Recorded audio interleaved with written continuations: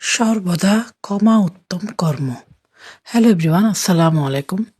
প্রতিশোধ নেওয়ার চেয়ে ক্ষমা করে দেওয়া অনেক বেশি সম্মানের এবং সাহসিকতার পরিচয় দেয়।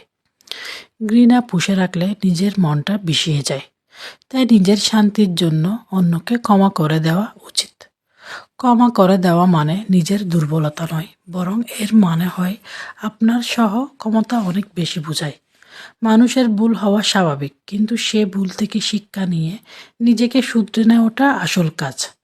যারা আপনাকে ছোট করতে চায় তাদের প্রতি ঘৃণা না দেখিয়ে বরং করুণা করুন। আপনার ব্যবহারই আপনার রুচির পরিচয় দেবে। মনের ভিতর রাগ পুষে না রেখে মুক্ত পাখির মতো উঠতে শিখুন। ক্ষমা করলে হৃদয় হালকা হয় এবং জীবনের নতুন নতুন সম্ভাবনাগুলো উকি দিতে শুরু করে।